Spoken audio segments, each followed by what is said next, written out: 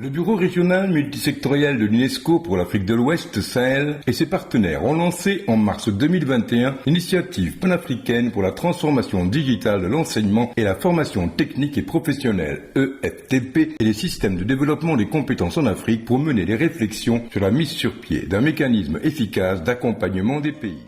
C'est ça qui va créer des emplois et c'est ça qui fera que les conditions de vie des gens vont s'améliorer.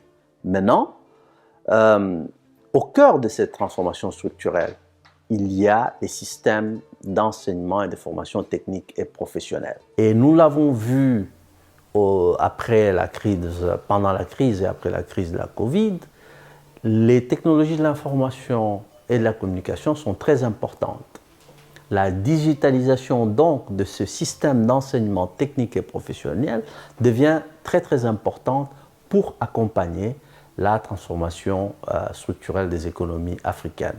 Voilà pourquoi en 2020, avec un certain nombre de partenaires, nous nous sommes réunis et puis nous nous sommes dit il faut que nous accompagnions les pays africains dans la transformation digitale des systèmes d'enseignement et de formation technique et professionnelle. C'est ainsi qu'un atelier régional de formation en présentiel pour les praticiens s'est déroulé à Dakar du 7 au 9 décembre 2021. L'initiative a formé en 2021 et en 2022 plus de 550 leaders et praticiens en EFTP de 15 pays d'Afrique francophone et anglophone. La motivation des partenaires à travers cette initiative est de pouvoir aider les pays africains à disposer de l'écosystème favorable à cette transformation digitale. En fait, c'est un projet auquel nous croyons. Et c'est un projet qui répond aussi aux besoins de nos pays membres de la francophonie et également les autres pays. Mais ça correspond à un besoin pressant et nous répondons avec l'UNESCO à ce besoin. Maintenant, ce projet nous a permis non seulement de mettre en commun nos ressources, non seulement de mettre en commun nos compétences, mais surtout que la compétence et la ressource est dédoublée. Et ce qu'on peut faire, c'est quelque chose de magnifique et vraiment qui répond à un besoin existant et pressant. Donc, dans le cadre de cette initiative panafricaine, ce qui nous motive déjà, c'est de mettre ensemble en commun toutes nos ressources, que ce soit ressources humaines, ressources financières, ressources méthodologiques, tous nos outils à la disposition des États et de travailler ensemble. Donc là, en 2021, on a pris 7 pays. Là, nous allons, 2022, continuer avec 4 des pays les plus engagés, les plus motivés, où il y a la volonté politique, où c'est dans l'agenda du pays. Et nous allons continuer avec 4 pays. Donc la deuxième année, quand on sélectionne la première cohorte, la première année, on sélectionne un groupe de pays, la deuxième année, on les accompagne, et la troisième année, on fait le suivi avec eux et on les facilite le travail. And so when we get back home, we're going to first start to do the awareness, so people are aware that this can happen, but also we do need a framework, a national framework, which could be turned into a national policy on digital or services or digital delivery of TVET in Liberia. So it's going to be more of awareness, but also the formulation of policies to drive this process. Nous les voyons faire deux choses.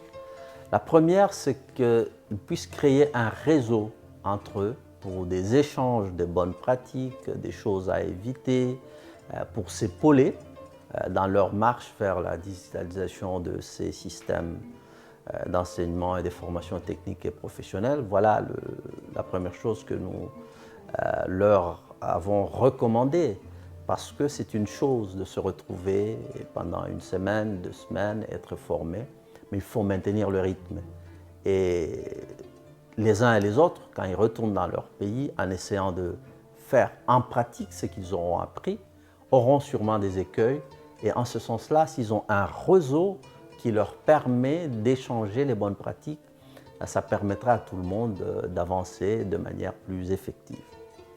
Deuxièmement, il s'agit de fer de lance dans les différents pays pour pouvoir accompagner leurs gouvernements respectifs vers cette digitalisation des systèmes d'enseignement et de formation technique. En fait, ce sont les piliers sur lesquels nous nous basons en tant que partenaires pour développer des stratégies ou revisiter des stratégies là où elles existaient déjà de digitalisation des systèmes d'enseignement et de formation technique et professionnelle.